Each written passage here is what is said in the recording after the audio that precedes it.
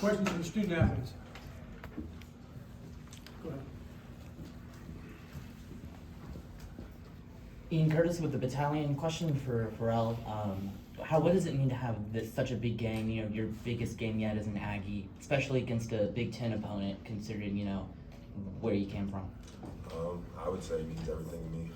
These big games, just going out and competing. I would say all the guys love competing, so it means everything to us. Buzz, Bob Kravitz from Indy Monthly. What did you do to prevent Trey Kaufman-Renn from getting the post touches that they wanted to get him? Well, Devin Johnson's our defensive coordinator and associate head coach. He works really hard at trying to figure out how to maybe change the rhythm and change the pace, change the catches of the opponent's best players. He's number 4 and number 3 are incredibly hard to guard, and they're worthy of all the attention they have received. And they put such stress on you. Their usage rate, I think 4 is 36% usage rate, number 3 is 35% usage rate. That's 71%. And so that doesn't count the impact that number 2 has, shooting 55% from 3. So I think our guys over this week were really good in preparation relative to coach's plan. And at times, I thought we executed it really well. Our turnover rate was too high, particularly in the first half. That allowed them probably to play a little bit more in transition than we would like. But those 2 guys put pressure on you per possession, almost per pass. Okay, more questions from the players, please. Third row.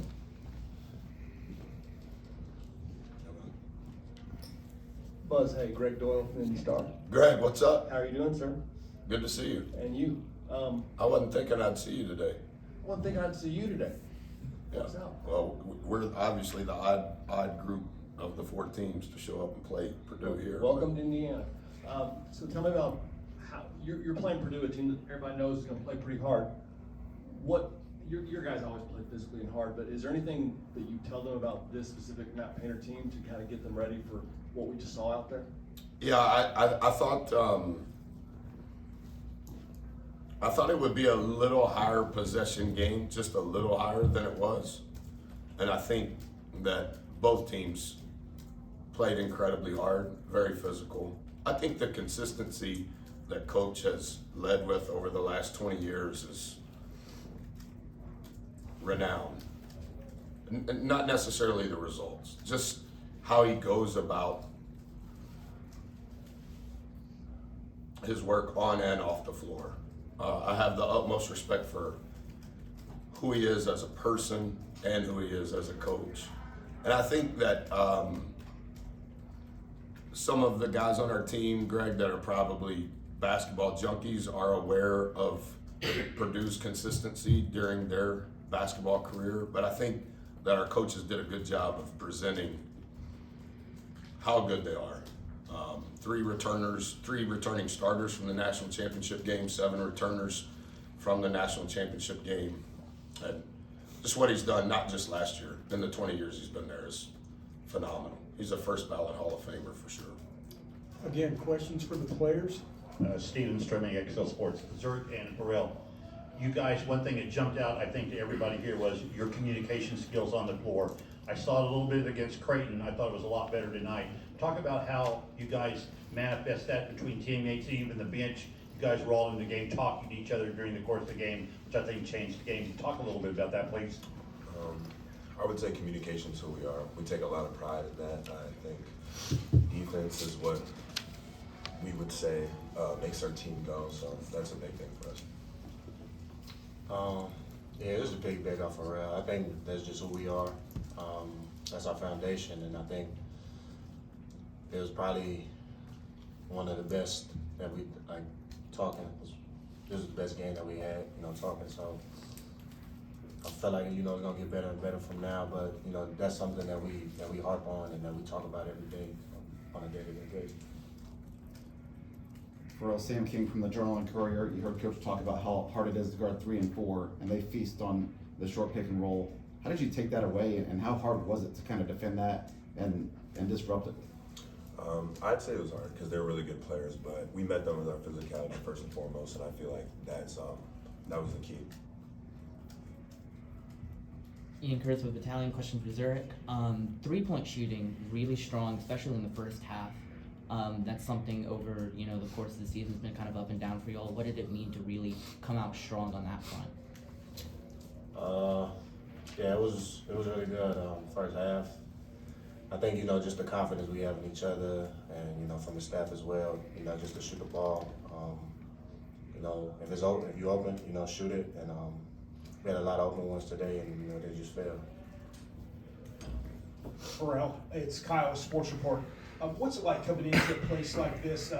Hostile crowd, big arena, neutral site, but how does this prepare you for the tournament? First of all, I'd say it was exciting, and I'd say playing a team, I think they're number 8 like this. It's what we're gonna see till we go into the tournament. I would say that would get us ready for our season and then postseason play as well. Last question for the players? Sir, Tom McCabe from AP Broadcast. Talk about the toughness of this team to come into what is essentially a home game for Purdue. You go up by 12, but you're able to hold them off. What does that tell you about the toughness of the team? Really just our experience, from the games that we played. We played a lot of really good teams, and I think just our toughness. That's our identity. We harp on that every day. We talk about it every day, and you guys see it, when we play. So I think, just sticking to our foundation and who we are is toughness. So, when we come out during the game, that's what you'll see. Okay, we'll go ahead and dismiss the players, then open up the floor for a few more questions for Coach.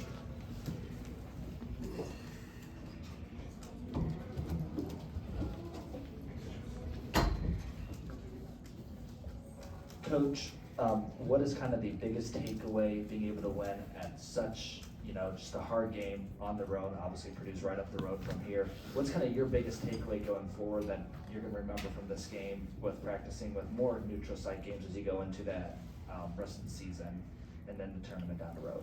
Yeah, I just think it only accentuates the value of every possession. You're not going to beat a team as good as they are in this environment by more than a possession or two.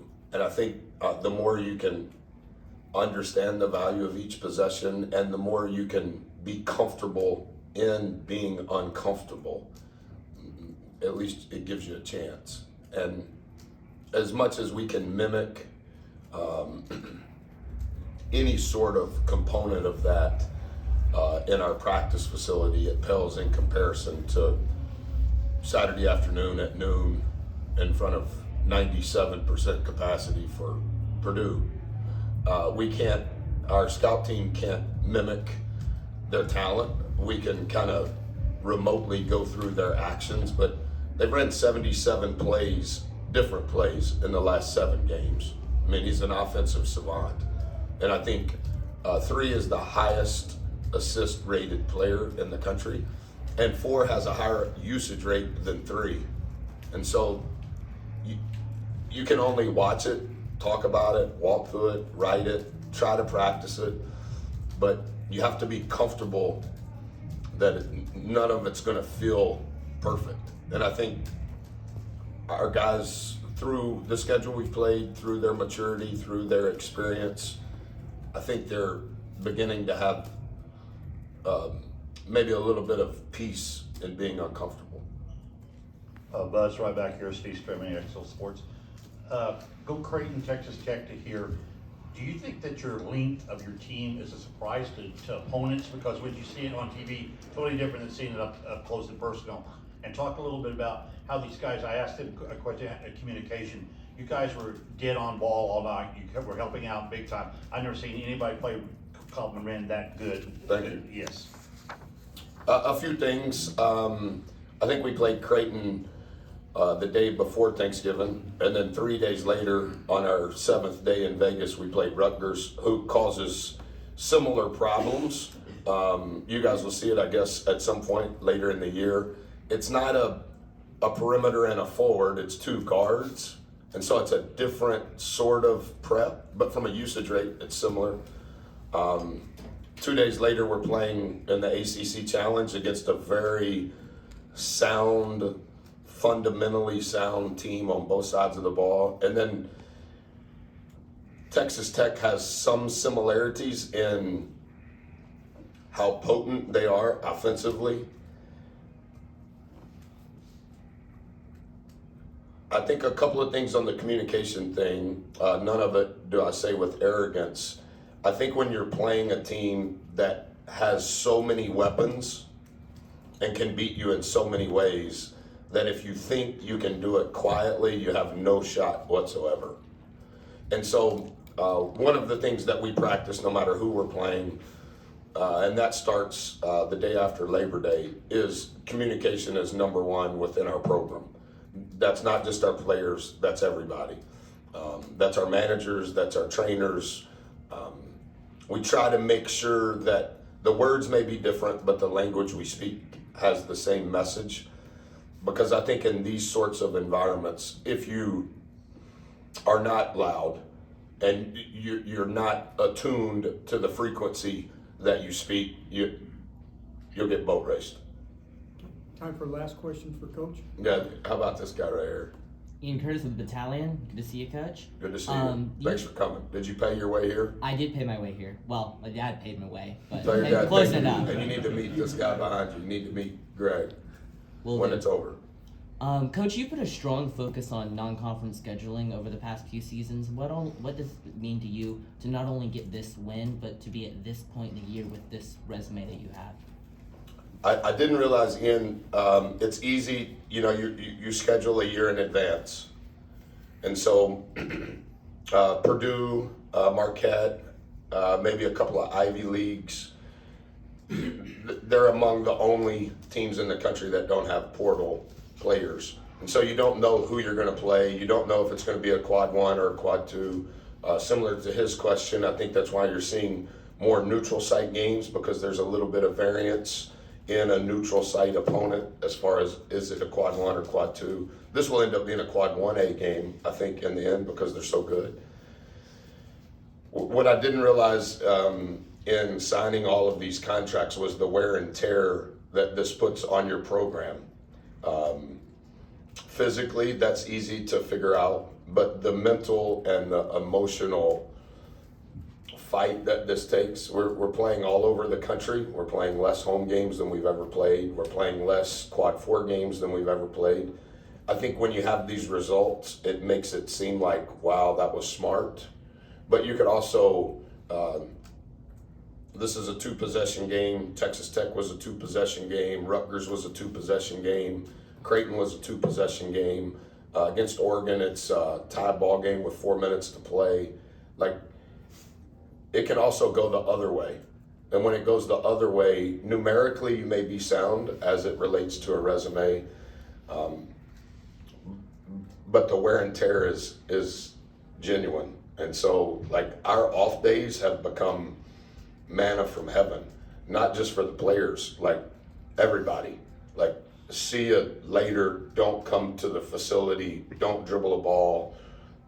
If you need treatment, get ice from your refrigerator, because it's just a lot. And so, to be in this position, we feel incredibly grateful because we understand how thin the margin is. Coach, want to thank you very much. You got on a nice jacket. Well, Did you wear that on purpose? No, actually, I got it from Scott Kuiperville.